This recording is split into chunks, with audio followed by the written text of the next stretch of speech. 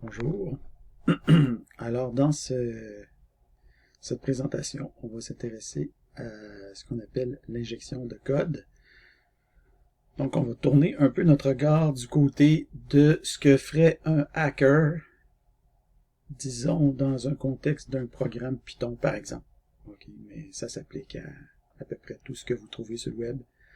Donc, ça ne sera pas un exemple de web, parce que je voulais pas faire quelque chose de trop compliqué, mais je pense que vous allez saisir ce qui se passe un peu dans ce que je vais vous montrer. OK, mais ça, de toute façon, les attaques de hackers, c'est pas juste des trucs de web, mais c'est clair que le web, c'est la meilleure place pour hacker parce que ça donne accès à toutes sortes de machines partout. Donc, c'est pour ça qu'on trouve, c'est là qu'on trouve disons, la plus grande concentration de méfaits du fait des hackers. Donc, on va s'intéresser à une chose en particulier, disons, une type d'attaque particulière qu'on appelle l'injection de code. Donc, l'injection de code, en anglais, ça ne sera pas une surprise pour vous, code injection. Donc, c'est une attaque à la sécurité des systèmes informatiques qui est pratiquée par un acteur malveillant, qu'on va appeler un hacker ici. C'est sûr qu'un hacker, c'est pas tout le temps quelqu'un qui est malveillant. Il existe c'est comme il y a des bons hackers, mais disons qu'on va supposer dans ce document-là que le hacker est un méchant. Okay, donc, mais bon, vous vous sentez peut-être un peu hacker dans l'âme. En fait, je pense que tous les informaticiens se sentent un peu hacker dans l'âme. Donc, c'est pas pour dénigrer la chose, au contraire.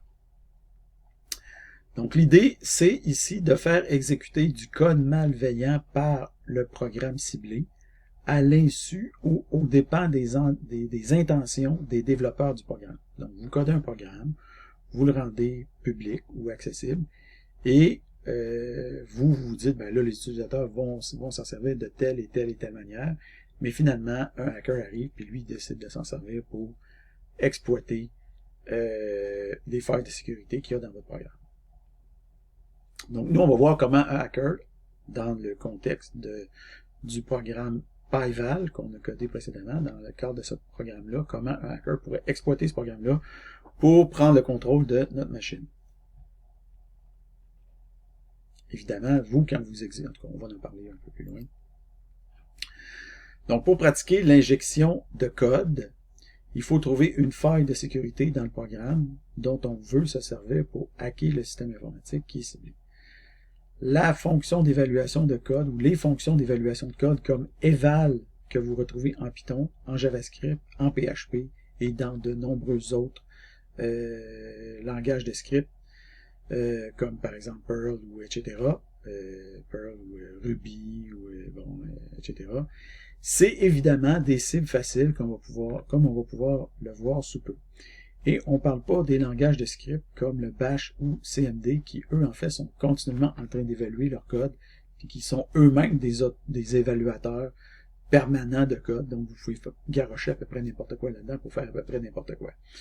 Donc, le débordement de mémoire, on voit ici où sont. Donc là, la fonction eval qui peut être utilisée pour faire de l'injection de code.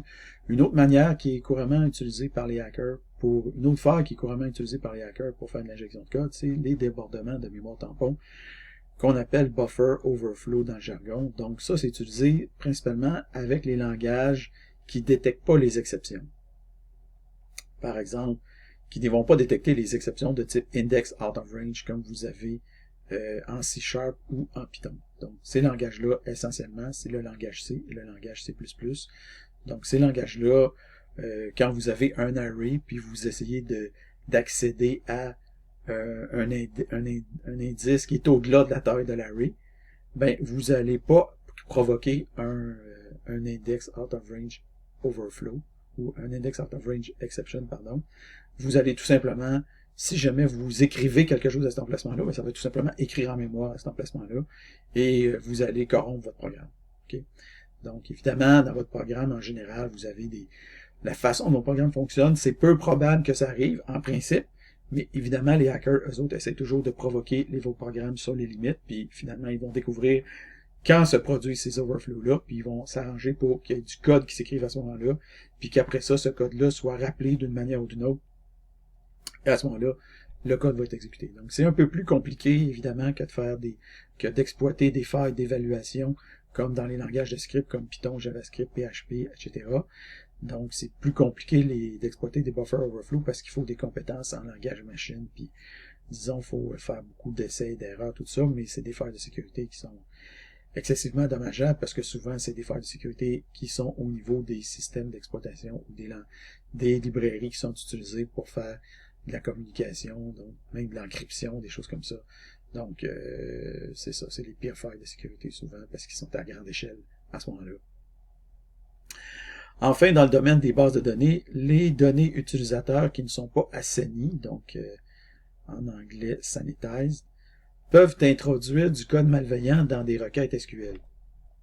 Donc, vous pouvez, vous, en tant que programmeur, contourner le problème avec ce qu'on appelle des procédures stockées ou alors en assainissant systématiquement les entrées. Donc, la plupart du temps, vous allez faire les deux.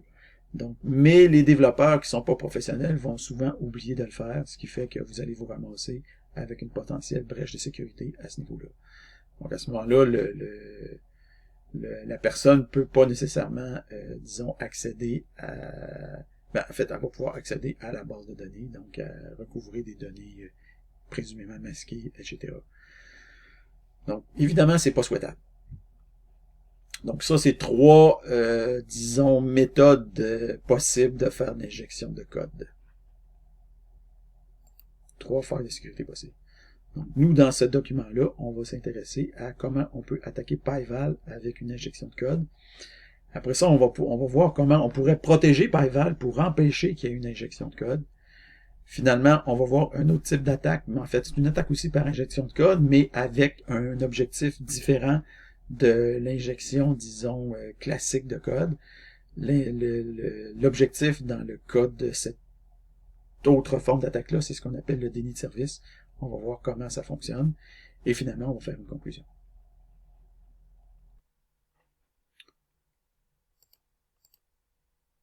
Donc, dans un premier temps, on va s'intéresser à comment on pourrait attaquer PyVal. Donc d'abord, un petit rappel à propos du script PyVal. Donc PyVal, c'est un script qu'on a codé précédemment en exercice, puis qui ressemble à quelque chose comme ce que vous avez ici. Donc si jamais vous ne l'avez pas codé, ou que vous n'aviez pas réussi à le coder, très bien, vous avez juste à faire un copier-coller de ce que vous avez ici et ça va marcher pour le reste de l'exercice. Donc, ici, la version que vous avez là, c'est pas exactement ce que vous aviez à faire. Ici, c'est une version simplifiée du programme. Et d'ailleurs, cette version simplifiée-là, moi, dans mon script, dans mon code, je l'ai appelé PyVal S pour simplifier. OK, donc c'est pas la version d'origine. Donc, mais elle fait grosso modo, elle fait juste pas de vérification qu'il y a un argument ou plusieurs arguments ou des choses comme ça. Elle prend tous les arguments. Si jamais il n'y a pas d'argument, ben elle prend none. Donc elle fait pas d'espèce d'usage puis de choses comme ça. Et par contre, elle va, comme le programme d'origine, elle va afficher un message d'erreur en rouge si jamais il y a un problème qu'on le voit ici, except exception as X, puis on affiche notre message sur stdr. Donc ici, on affiche en cyan, donc selon Fred Guérin. Après ça, on affiche le résultat, donc on fait un éval. Après ça, on prend tous les arguments, sauf le premier qui correspond au nom du programme. On fait un join de tout ça en séparant par des espaces et on évalue le tout. Si jamais il n'y a aucun argument, on évalue la chaîne none à la place. Donc ça, essentiellement, ce que ça va faire, c'est que ça va faire en sorte que ceci, ça va fonctionner. Donc 2 plus 3 fois 4. Le fois, on est obligé de mettre un backslash en avant dans Bash. Si vous l'exécutez dans CMD, vous n'aurez pas besoin. Et donc, ça va afficher selon Fred Guérin. Ou vous, en fait, à la place de mettre Fred Guérin, évidemment, c'est votre nom qui doit s'afficher. Okay, ça peut être votre username, comme dans la commande d'origine, ou alors ça peut être carrément votre nom. Comme moi ici, dans ma version simplifiée, c'est mon propre nom qui s'affiche. Donc, au lieu que ce soit mon nom d'utilisateur F. Guérin, c'est carrément mon nom, Fred Guérin, qui s'affiche. Donc, selon Fred Guérin, 14. Donc, une autre chose qu'on va faire avant disons, de se mettre dans la peau d'un hacker, c'est qu'on va se définir un alias. Donc, nous, en fait, c'est sûr que là, normalement, on pourrait supposer que notre programme serait appelé, disons, à distance, ok, par un hacker. Mais nous, évidemment, on est sur notre propre ligne de commande. Donc, ce qu'on va faire avec notre programme PyVal, en réalité, c'est quelque chose qu'on pourrait faire tout simplement en tapant sur notre ligne de commande. Donc, nous, on a déjà accès à notre machine. Donc, on n'a pas besoin d'utiliser PyVal pour hacker notre machine. On est déjà sur notre machine. On peut la hacker comme on veut. Okay? Donc, l'idée, c'est qu'on va se mettre dans la peau d'un hacker qui, lui, est en mesure d'utiliser, d'avoir accès à notre machine, mais uniquement via notre commande PyVal. Okay? Puis, pour montrer que c'est uniquement via notre commande PyVal, on va se créer un alias. Donc, ici, on se crée un alias. On va dire hacker égale, puis notre alias avec le nom de notre script. Ce qui fait que quand on va rentrer une commande, on va rentrer la commande comme ceci, hacker 2 plus 3. Donc, c'est comme si le hacker avait accès à notre système uniquement via la commande hacker. Okay? Il n'a pas le droit d'utiliser rien d'autre que la commande hacker pour accéder au système. Fait que s'il réussit via la commande hacker à effectivement pénétrer notre système informatique, ça veut dire que le hacker a réussi son coup.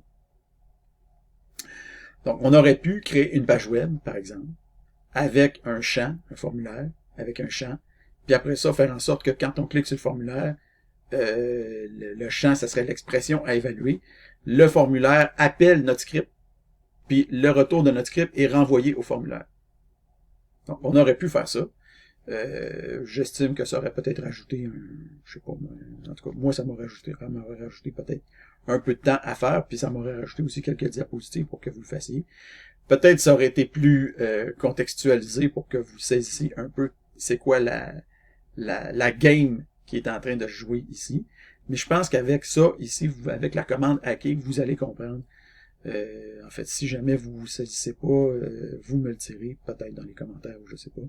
Mais j'estime que ça va être quand même assez clair un peu qu'est-ce qui est en train de se passer. Donc, le hacker a accès uniquement à la commande hacker, et à partir de cette commande-là, il va essayer de hacker notre système. Donc, le hacker ne connaît pas le nom de notre programme. Il ne sait même pas que c'est un programme Python, en principe. Okay, on va voir que tranquillement, on va voir qu'il va rapidement s'en apercevoir, mais à la rigueur, il ne sait pas que c'est un programme Python. Donc, il pourrait essayer toutes sortes de choses pour dire, est-ce que c'est un programme Python? Est-ce que c'est un programme JavaScript? Est-ce que c'est du PHP? Est-ce que c'est du Ruby? C'est quoi qu'il y a en arrière de ça? Okay? Ça peut être du Java aussi. Mais bon, les évaluateurs Java, enfin, peu importe, je vais voir là-dedans. Donc, vous allez faire une saisie pour démontrer que vous avez bien défini votre alias. Donc, la faille de sécurité de notre programme, c'est la fonction eval. Okay.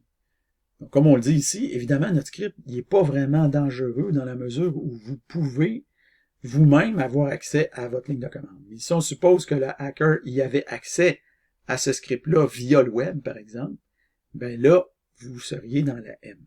Okay? Donc, on rappelle que la fonction eval peut exécuter n'importe quoi. Donc, pour un pitonneux qui s'y connaît, ça devient un jeu d'enfant d'essayer alors de pénétrer votre système. Donc, un hacker va vouloir d'abord apprendre le plus possible sur votre code pour savoir comment il marche afin de pouvoir l'exploiter.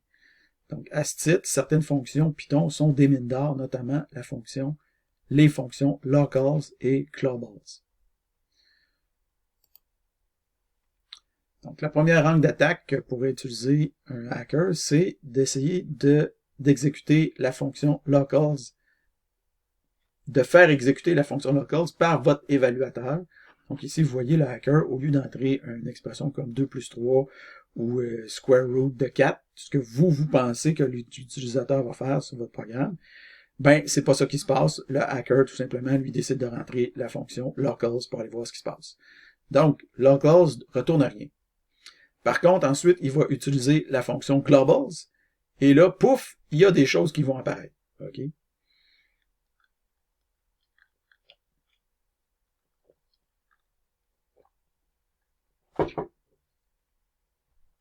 Fait que là, il crie jackpot.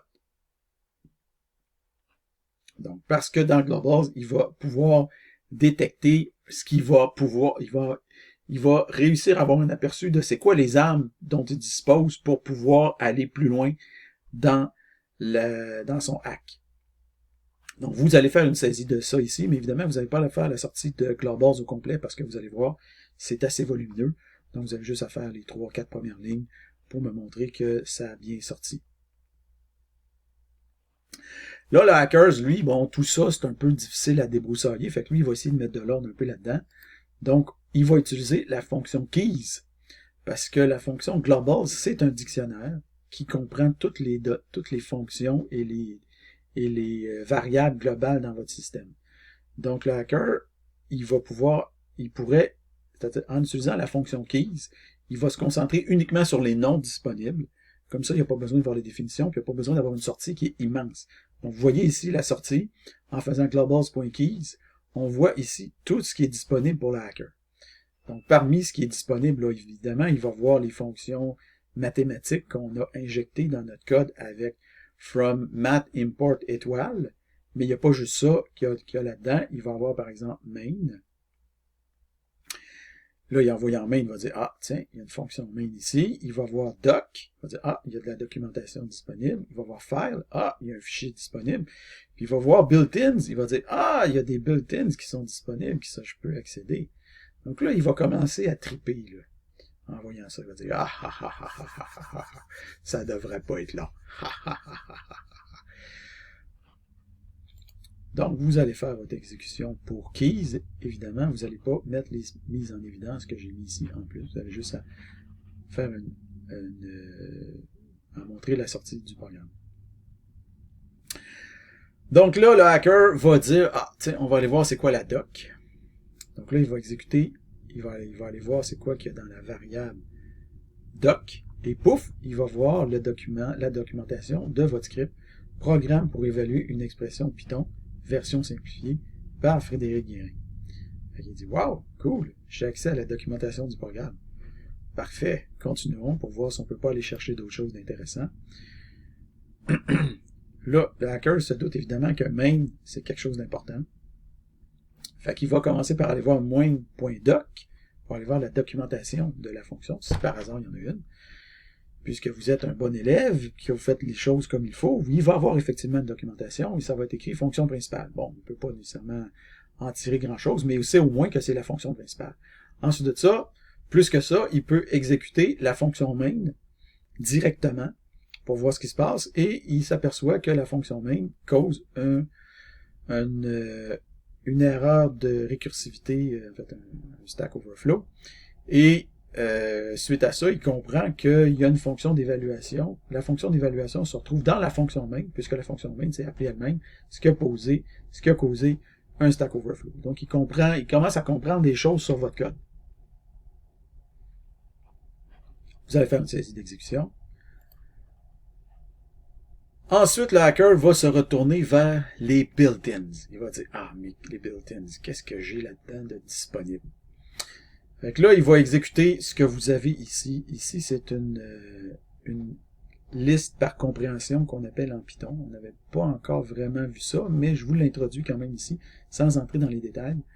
Mais tranquillement, en tout cas, on va voir quelques autres détails, je pense, dans le cours d'ici la fin. Mais c'est un outil qui est excessivement populaire chez les programmeurs Python et qui est extraordinaire aussi. Donc, on s'en sert, mon Dieu.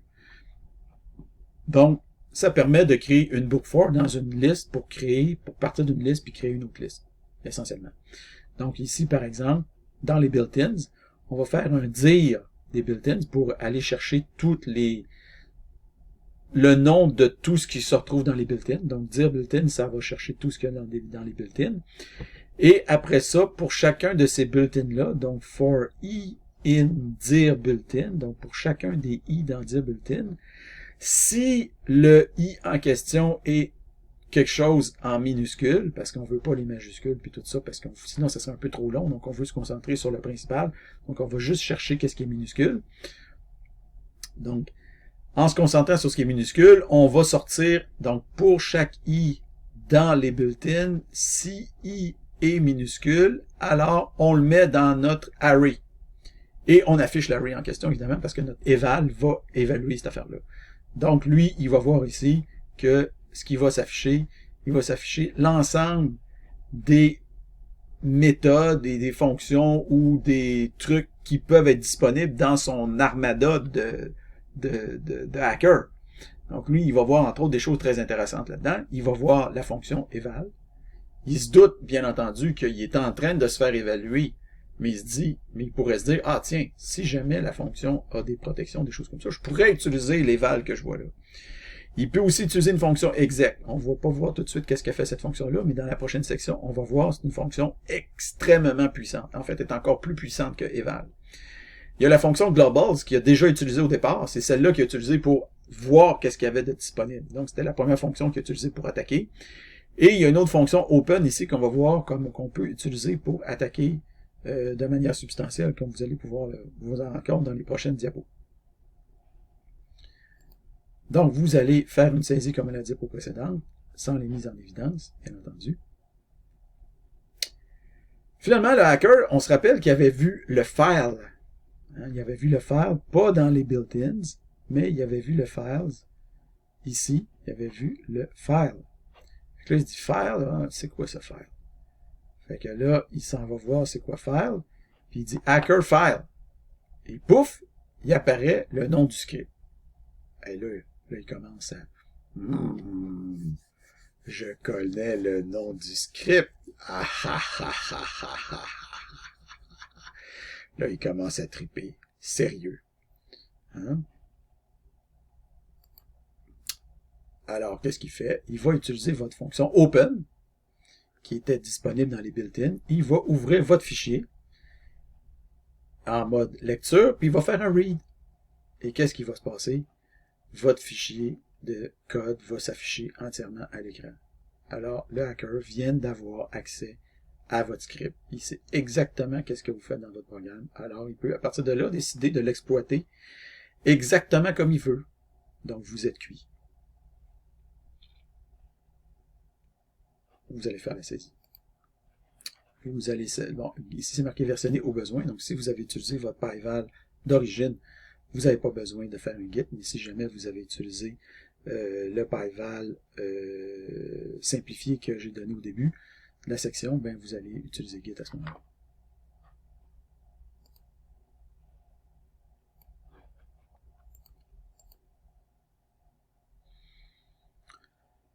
Alors, dans cette partie, on va voir comment on peut protéger, en fait, PyVal pour empêcher que le hacker puisse faire qu'est-ce qu'il a fait, en fait, dans la section précédente.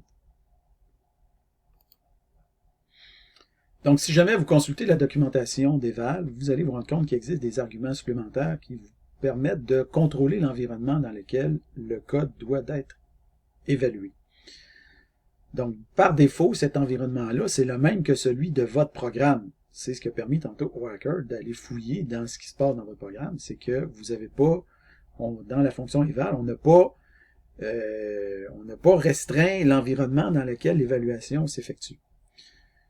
Donc, pour pouvoir restreindre cet environnement-là, dans la fonction eval, le premier argument, c'est l'expression à évaluer. Le deuxième argument, c'est les variables globales qui sont disponibles pour procéder à cette évaluation-là. Et le troisième argument, c'est les variables locales qui sont disponibles pour procéder à cette évaluation-là.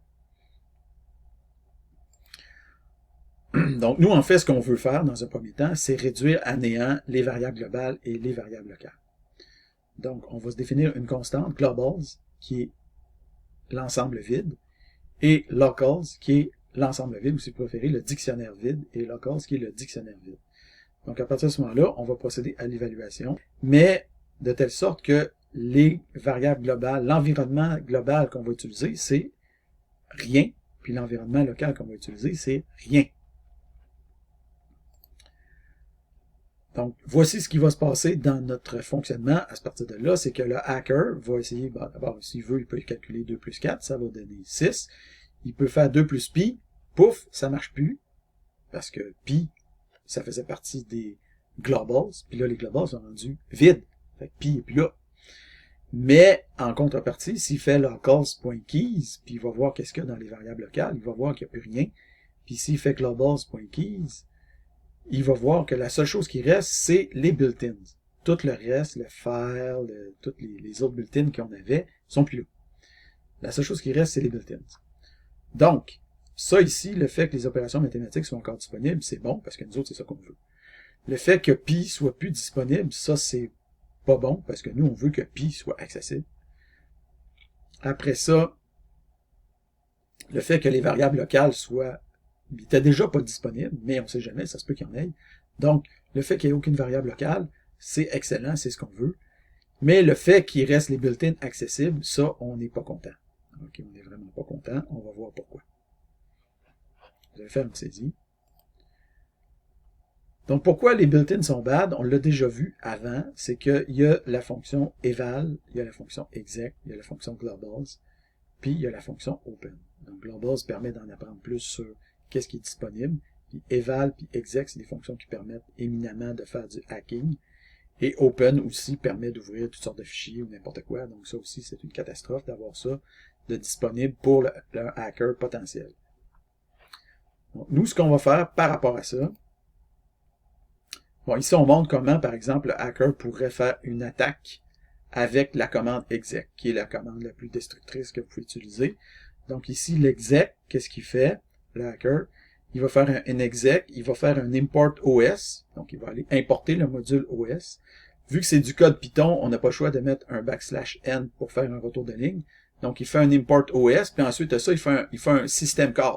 Il fait un os.system, puis là, il appelle ls. C'est sûr que ls, il n'a pas encore fait trop de dommages, mais il va quand même tout lister qu'est-ce qui se retrouve dans le dossier dans lequel s'exécute le programme. Donc, il va pouvoir voir que l'ensemble des scripts qui sont disponibles, c'est tout ceux-là. Puis à partir de ce moment-là, vous voyez ici, os.system, il peut faire ce qu'il veut. Là, je veux dire, ls, il peut faire rm-rf pour tout scraper. rm, il peut faire n'importe quoi. Il peut faire n'importe quoi. Il peut tout faire sur votre machine. Okay? Donc ici, c'est juste pour donner une idée de ce qu'il peut faire. Grâce à la fonction exec, qui est une catastrophe. Donc c'est encore pire que la fonction eval. Donc vous l'attaquez avec exec, vous allez montrer comment ça se passe, comme à la diapo précédente. Donc la seule façon de se débarrasser de ça, c'est de se débarrasser des built-ins carrément. Donc ce qu'on va faire dans les globals, c'est qu'on va dire que les built-ins, c'est rien pantoute. Donc en faisant ça, on se débarrasse carrément des built-ins. Ce qui fait que vraiment, dans les variables globales, il n'y aura plus rien. Zéro. Zéro, zéro, zéro, zéro, zéro. Donc, si on fait un hacker print, pour voir si la variable globale, la fonction print existe, on voit que le name print is not defined. Hacker eval, eval is not defined. Hacker exec, exec is not defined. Hacker open, open is not defined. Donc, il n'y a rien de ce qui pourrait être utilisé là-dedans qui est défini. Mais il peut encore effectuer un calcul mathématique, comme par exemple 2 plus 5, ça va donner 7. Donc vous allez faire une saisie.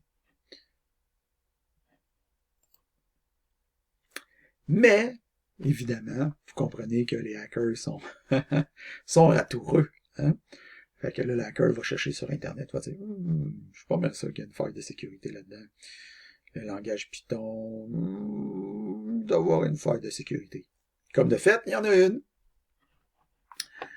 Alors, ici, vous avez un exemple de ce genre de faille de sécurité que vous avez. Donc, ici, c'est pas nécessaire de comprendre toute la logique de ce que vous avez ici, mais vous comprenez encore une fois qu'on a un array ici par compréhension, encore une fois. Donc, C pour C.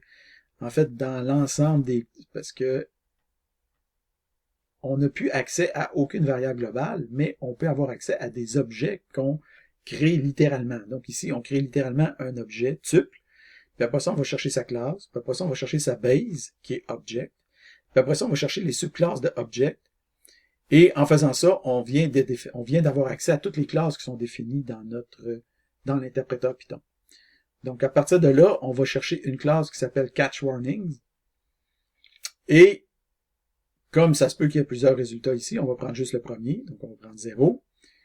Et dans catch warnings, il existe une variable locale qui s'appelle module. Et cette variable-là contient les built-ins. Mais pas les built-ins tels que vous les avez restreintes dans votre environnement d'évaluation, les built-ins d'origine de votre programme. Ce qui fait que dans ces built-ins-là, vous avez accès à la fonction eval.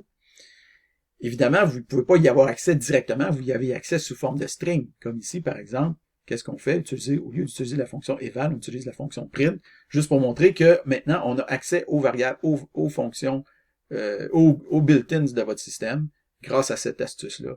Donc, on a accès à la built-in, par exemple, print, pour montrer que ça fonctionne, mais on aurait pu faire un eval ici, par exemple, et encore une fois, cracher votre système. Donc, print, doom, puis, juste pour montrer que ça fonctionne, doom. Et le retour, c'est none. Donc, vous allez faire une saisie. Donc, la seule façon vraiment de se débarrasser complètement de ce que les hackers peuvent faire sur notre machine, c'est de faire ce qu'on appelle un assainissement des entrées. Donc, ce qu'on va faire dans notre type d'assainissement, on ne se compliquera pas la vie, tout ce qui est double soulignement va être supprimé du programme.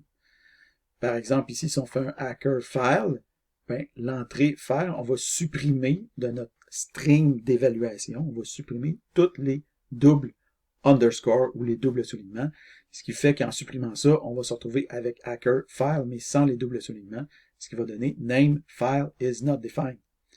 Et si on fait un hacker 1, 3 plus comme ça, là, ça va être supprimé, ça va être supprimé, donc on va se retrouver avec 13 plus 1, ça va donner 14. Évidemment, ça donne pas, ça a l'air fou que ça donne ça, mais on s'entend que normalement, un utilisateur normal ne va pas rentrer ce genre de choses-là.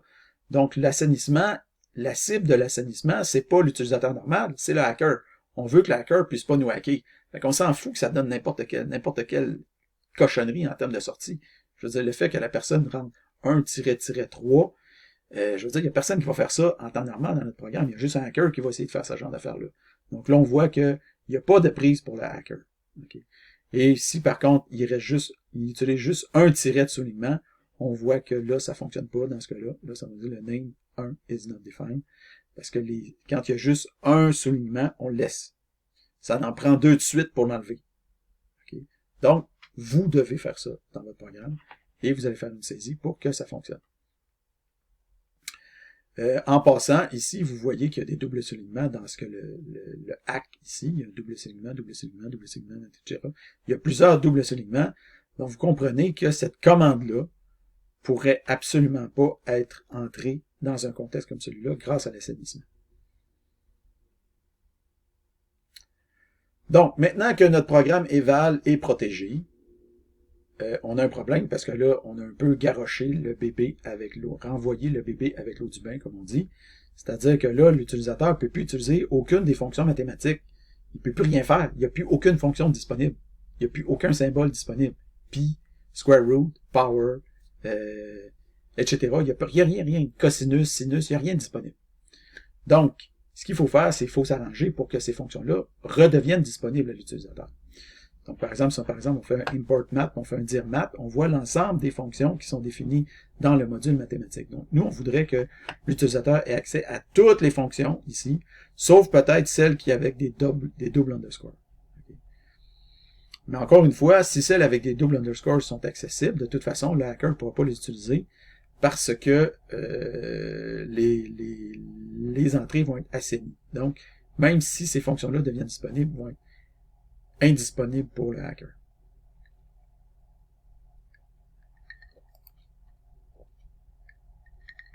Donc, ce qu'on va faire, on va utiliser une astuce très puissante du Python, ici. On va utiliser l'opérateur double splat. Donc, on a ici, on importe les maths. On n'a pas besoin de faire for math import étoile. Là, on ne veut pas importer les fonctions mathématiques dans l'environnement global de notre programme, parce que là, on n'a plus besoin de cet environnement global-là. De toute façon, l'évaluation se fait dans un environnement ciblé. Donc, le globals ici, qui est l'environnement dans lequel va se faire l'évaluation, on réduit les built-in à néant, puis on rajoute les fonctions mathématiques. Donc, la façon de rajouter les fonctions mathématiques, c'est comme ça.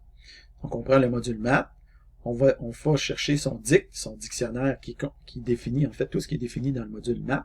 Ça correspond essentiellement à ce qu'on a ici. Toutes ces fonctions-là, y compris celle-là ici, qui ne devrait pas s'ajouter, mais bon, dans notre cas, on va les ajouter pareil. Donc, si on faisait un programme un peu plus professionnel, on ne les ajouterait pas. C'est pas grand-chose de ne pas les ajouter. On pourrait faire, ça serait une couple d'affaires à rajouter de plus, mais même pas une ligne de code, je veux dire. Mais bon, pas grave, on les ajoute pareil. Donc, tout ce que là, on le rajoute en mettant un double étoile en avant. Donc, le double étoile, ce que ça veut dire, c'est, inclus-moi ce dictionnaire, donc inclus-moi l'ensemble des symboles de maths, du dictionnaire maths, inclus-moi ça dans le dictionnaire Globals. C'est ça que ça fait. Donc, le double étoile permet d'inclure le dictionnaire maths dans le dictionnaire Globals. Il y a d'autres façons de faire ça, mais la façon la plus simple, courte et pythonesque de le faire, c'est celle-là. Donc, une fois qu'on a fait ça, les symboles mathématiques redeviennent disponibles. Donc, on peut faire hacker pi. Ça va nous afficher la valeur de pi. Hacker 1 plus square root de 2, racine carrée de 2. Ça va nous afficher le résultat. Par contre, on n'a pas la fonction min, qui est pas disponible. Donc, ça, c'est un peu étrange. Pourquoi? Vous allez faire une saisie. Donc, un des problèmes là-dedans, c'est que la fonction min, il y a certaines fonctions mathématiques qui sont pas définies dans le module math, sont définies dans le module built-in, parce qu'ils sont toujours disponibles. Parmi ces fonctions-là qui sont toujours disponibles, qui ne sont pas définies dans le module math, vous avez la fonction min, vous avez la fonction max, vous avez la fonction ABS pour calculer la valeur absolue, et vous avez la fonction somme pour calculer une somme. Donc, il faut aussi les ajouter dans les globals pour qu'ils soient disponibles dans le programme de l'utilisateur. Donc, comment on fait pour ajouter, par exemple, la fonction ABS? Ben, on a juste à faire ça ici. Donc, ABS, string, :ABS. Ça ajoute la fonction ABS dans les globals. Donc, vous allez ajouter ABS, somme, max et min, ici. Et une fois que vous avez fait ça, vous allez voir que les fonctions maintenant sont devenues disponibles pour l'utilisateur du programme. Ben, ici, l'utilisateur, c'est le hacker, mais on s'entend que normalement, ce ne serait pas le hacker. Donc là, le hacker peut utiliser ABS, min, max et somme, qui donne les résultats attendus. Vous faites la saisie. Donc, en résumé, PyVal est maintenant beaucoup plus sécuritaire, tout en conservant sa puissance au niveau des calculs mathématiques. Les attaques graves contre la sécurité sont maintenant bloquées, puis les fonctions mathématiques du Python sont encore disponibles. Cependant, comme on va voir dans la prochaine section, notre programme est encore susceptible à un type d'attaque qu'on appelle Denial of Service, donc DOS, quoique de manière assez limitée, disons, comme on va voir dans la prochaine section. Donc, versionner, parce que là, vous avez apporté des modifications à votre programme PyVal. Versionner.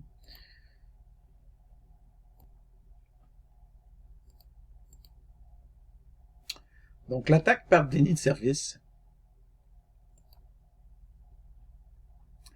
Donc, même si le hacker qui utilise votre programme PyVal ne peut plus accéder aux informations sensibles qui se trouvent sur la machine ou les machines où s'exécute le code, il peut malgré tout causer certains dommages avec des attaques de type déni de service ou, en anglais, Denial of Service. Donc, ces attaques-là ont pour objectif de perturber la machine hôte ou le serveur ou les serveurs d'un réseau entier pour réduire sa capacité aux demandes des autres utilisateurs. L'objectif ultime, en fait, d'une attaque de type DOS, c'est de mettre à terre, donc de crasher ou de geler le service. En fait, ces attaques-là sont extrêmement difficiles à éviter et on peut même dire qu'aucune machine publique actuellement dans le monde est entièrement immunisée contre ce type d'attaque-là si ça provient de plusieurs sources qui seraient concertées. Par exemple, plusieurs machines sur plusieurs réseaux. Donc, évidemment, ça se produit pas, c'est rare que ce genre, c'est rare, ça se produit quand même assez souvent, mais disons que c'est ça, il y a plusieurs réseaux qui se protègent contre ce type, qui se protègent assez bien contre ce type d'attaque-là. Vous comprenez que les réseaux, par exemple, de l'armée ou des choses comme ça, vont être extrêmement vigilantes par rapport à ce type d'attaque-là. Donc, pour ce qui est de PyVal, lui, il bloque maintenant tous les accès au système d'exploitation. Seulement les fonctions mathématiques sont disponibles. Donc, ça va être difficile de mettre à terre le serveur sur lequel le script est en train de s'exécuter. Mais il y a quand même certaines choses qu'un hacker pourrait tenter de faire via notre PyVal. Il pourrait, par exemple, crasher le programme. Bien entendu, crasher un programme dans ce contexte-là, ça a un impact qui est relativement limité, en fait.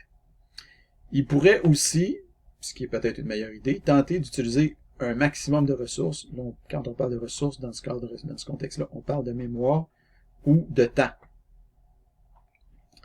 Donc, l'impact va dépendre de la configuration de la sécurité de la machine pour savoir jusqu'à quel point un processus peut utiliser les ressources de la machine. Bon, on va voir un premier exemple, comment, par exemple, crasher le programme. Donc, la façon, par exemple, de crasher le programme, c'est en lui fournissant une entrée embarrassante. Donc, ici, on fait un hacker. Et là, ici, il y a un espace, là, il pourrait ne pas en avoir. Je me suis un peu trompé quand j'ai entré la commande, mais bon, vous n'avez pas besoin de mettre un espace ici. Mais tout simplement, c'est qu'on lui demande d'évaluer une expression qui a des, je ne sais pas combien de parenthèses ici, peut-être au moins 50 parenthèses, avec un 1 suivi de 50 parenthèses fermantes. Donc, c'est une expression Python valide, mais évidemment qu'aucun humain normal rentrerait. Alors, si on demande au programme d'évaluer ça, qu'est-ce qui va se passer? Ben, on voit ici, parser Stack Overflow. Donc, c'est le parser de Python lui-même qui plante. Et on n'a même pas de message d'erreur qui s'affiche. L'exception est même pas interceptée ou quoi que ce soit. C'est carrément Python qui fait capote. Donc, on a mis à terre Python.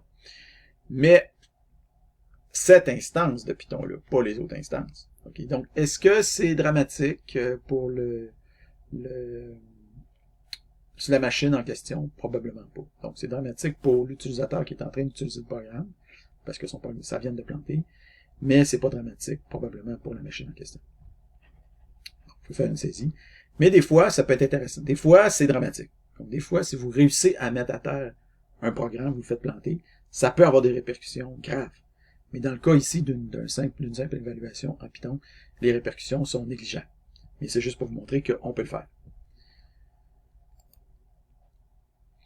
Une meilleure tactique pour un hacker, c'est de demander à la machine d'effectuer un calcul démentiel. Donc, on rappelle qu'en Python, les nombres n'ont pas de limite. Donc, dans ce cas-là, on peut utiliser ce qu'on appelle un calcul mathématique qu'on appelle la tétration ou l'hyperexponentielle. Donc, l'hyperexponentielle, par exemple, ici, on va servir de 2. Donc, si on fait 2 exposant 2 exposant 2, ça nous donne 16. Ça, c'est l'hyperexponentielle de degré 3. Si on fait 2 exposant 2 exposant 2 exposant 2, on vient de calculer l'hyperexponentielle de degré 4. Si on fait 2 exposant 2 exposant 2 exposant 2 exposant 2, là, on vient de calculer l'hyperexponentielle de degré 5. Donc, vous allez faire une saisie ici avec vos initiales au début de chacune des invites. Et vous allez faire, dans votre saisie, en fait, prenez pas la saisie de la sortie complète de ce que vous avez ici, parce que comme vous allez en rendre compte, ce truc-là augmente très rapidement. Donc, votre chiffre ici va être énorme. OK? Donc, vous allez faire une saisie de ça, juste pour vous montrer comment ça fonctionne, l'hyperexponentielle ou la tétration. Donc, si vous cliquez ici, ça va vous amener sur Wikipédia. Ils vont vous parler de la tétration, si jamais vous voulez en apprendre plus. Donc, maintenant, ce que vous allez faire, c'est qu'en tant que hacker, vous vous dites, ah tiens, je vais utiliser la tétration. Et plutôt que d'aller au niveau 5, vous vous dites, ah, moi, je vais aller au niveau 6. Donc, vous allez faire 2, exposant 2, exposant 2, exposant 2, exposant 2, exposant 2. Et vous allez voir que Python va avoir de la misère à calculer ça. OK? Donc, ici, vous avez un exemple. Ça doit faire, c'est au moins après 5 minutes d'exécution. Mon programme était rendu là. Donc, mon processeur était rendu, mon processus Python 3.8, qui est en train d'exécuter ce truc-là, occupait mon processeur à 37%, et la mémoire aussi, il allait utiliser 10 gigaoctets de mémoire, ce qui faisait que ma mémoire était utilisée à 97%. Mais malgré tout, je pouvais encore utiliser ma machine quand même pas si pire avec ça, je vous dirais, parce que il y avait quand même, le reste fonctionnait quand même assez bien, il n'y avait pas trop de ralentissement, je pouvais utiliser Teams en même temps. Donc, j'ai pas essayé de faire de vidéo Teams en même temps, mais je voyais que ça fonctionnait bien, je pouvais changer de fenêtre, etc. Donc, pas pire. Donc, vous allez exécuter ça, vous allez faire une saisie de vos processus ici, de vos consommations de ressources sur votre machine. Évidemment, je m'attends à ce que ça ne donne pas exactement ce que vous voyez ici à l'écran. OK? Parce que c'est ça, vous comprenez le principe. Donc, c'est vos données personnelles que je veux voir. Et quand vous allez être tanné de ça, vous avez juste à faire CTRL-C pour arrêter la commande. Donc CTRL-C fonctionne tout autant dans Bash que dans CMD. Mais, évidemment, les hackers, eux autres, qu'est-ce qu'ils font quand ils veulent faire du denial of service? Ils font pas entrer une commande une fois. Eux autres, ils vont entrer la commande plusieurs fois. OK? Donc, ce que vous allez faire, c'est que vous allez rentrer la commande ici, cette commande-là, vous allez la rentrer dans un certain nombre d'interpréteurs différents pour que plusieurs instances de la commande roulent en même temps sur votre machine. En fait, vous devriez rentrer suffisamment de commandes pour que votre processeur monte à 100%. Donc, moi, ce que je vous suggère, c'est que moi, par exemple, j'ai 4 processeurs logiques sur ma machine. Donc, j'ai rentré ma commande 4 fois, dans 4 invites de commandes différents. Donc, on voit ici, mon processeur est occupé à 100% et ma mémoire est à 96% ici dans ce cas-là. J'ai attendu un peu moins longtemps là, que ici l'autre côté, mais peut-être j'aurais pu attendre 1 heure, voir qu'est-ce qui se passe. Peut-être en donné, je vais le faire. Je vais laisser ma machine rouler pendant 1 heure là-dessus pour voir ce qui se passe, mais je ne l'ai pas fait. J'ai attendu un peu moins de 5 minutes, puis j'ai fait mes saisies pour voir qu'est-ce qui se passe, pour vous la montrer. Donc, vous allez faire la même chose. Vous allez exécuter. Ici, c'est 4 fois. Vous allez l'exécuter le nombre de fois qui correspond au nombre de processeurs logiques que vous avez sur votre machine. Donc, pour la plupart d'entre vous, ça devrait être 8 ou 16 des fois. Donc, et oui. Donc, ça peut être un peu plus long. Mais c'est pas grave. Je vous dis, c'est pas très long. Partir 16 et ça se fait quand même assez bien. Donc, l'important ici, c'est ça. Comme je le montre, processeur 100%, etc. Vous faites une saisie. Donc, maintenant, juste pour vous imaginer, donc, imaginez-vous maintenant. Donc, moi, en fait, ma machine, une fois que j'ai fait ça, ma machine, évidemment, là, a commencé à halter. Là. Mon ventilateur est parti. Quand je switchais de fenêtre, je voyais que ça devenait plus lentement. Quand je cliquais sur les menus, c'était plus lent. Elle commençait à crawler un peu, là, tu sais, là. À trouver ça difficile. Votre machine, je sais pas, peut-être qu'elle va s'en sortir bien. Mais ça commence à être un peu difficile, puis moi je vous garantis que si jamais vous essayez de jouer un jeu en même temps que ça, vous ne serez pas capable. À toute fin utile. Donc, maintenant, imaginez-vous, okay, dans une attaque de type Denial of Service, d'habitude, qu'est-ce qui se passe? C'est pas 1, 2, 3, ou 4, ou 5, ou 6, ou 7, ou 8, ou etc. Ça va être 1000. Quand je dis ici, imaginez-vous maintenant 1000 hackers, ça ne veut pas dire qu'il y a 1000 hackers en même temps qui vont lancer l'attaque. Ça veut dire que tu as un hacker qui va contrôler peut-être 1000 machines dans le monde, puis qu'à partir de ces 1000 machines-là, il va lancer 1000 attaques vers une cible. OK? Donc, si votre machine était ciblée par 1000 fois la commande ici, je pense que votre machine, elle serait pas mal capote.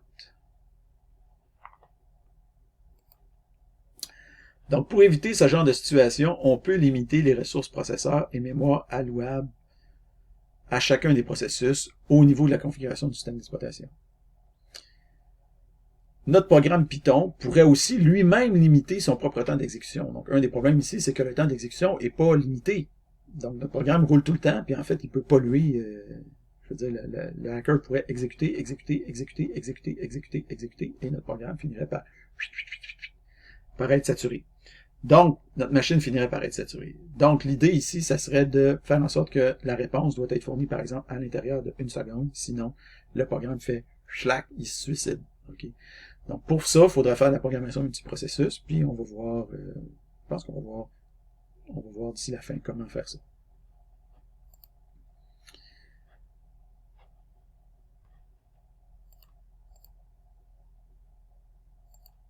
Donc, en conclusion, on a vu l'injection de code dans un contexte Python, surtout en attaquant, par exemple, via les variables, via les méthodes ou fonctions globals, eval, exec, open, l'instruction import. Donc, grâce à ce genre de choses-là, vous pouvez faire à peu près n'importe quoi sur la machine de l'utilisateur si jamais il ne vous a pas barré dans sa fonction d'évaluation. Pour se protéger contre les injections de code, qu'est-ce qu'on peut faire? Il faut exécuter les par exemple, procéder à l'évaluation, ce genre de choses-là, il faut procéder à une exécution en vase clos autant que possible. Donc, le concept de vase clos, en anglais, on réfère souvent à ce qu'on appelle le concept de sandbox. Donc, de sandbox execution, pour limiter l'environnement accessible ou le contexte d'exécution. Donc, en Python, qu'est-ce que ça veut dire? Ça veut dire que dans notre fonction d'évaluation, on va utiliser les arguments globals et locals pour réduire à néant qu'est-ce qui est accessible à l'utilisateur et ajouter au besoin des trucs supplémentaires à la pièce pour les rendre disponibles à l'utilisateur. Une autre chose qui est essentielle de faire, c'est d'assainir les entrées, et en Python, ça voudrait dire essentiellement éliminer les dunder, donc les doubles underscore. Finalement, on a vu comment on peut effectuer une attaque par déni de service dans le contexte de notre programme PyVal. Vous allez saisir ici votre historique Git.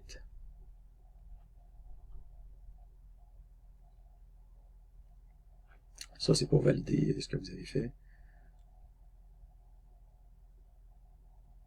Donc, finalement, vous allez procéder à votre auto-évaluation. Donc, pour la première partie, il y avait 7 diapos à remplir pour un total de 3,5. La deuxième partie, 7 diapos à remplir pour un total de 3,5. Et finalement, le déni de service, 4 diapos à remplir, valant chacun 3/4 de points pour un total de 3 points, ce qui donne le grand total de 10 points. Donc, vous me remettez le PowerPoint avec votre code et vous m'ajoutez en commentaire, comme d'habitude, une note sur 10 et le temps nécessaire pour réaliser l'exercice. Merci.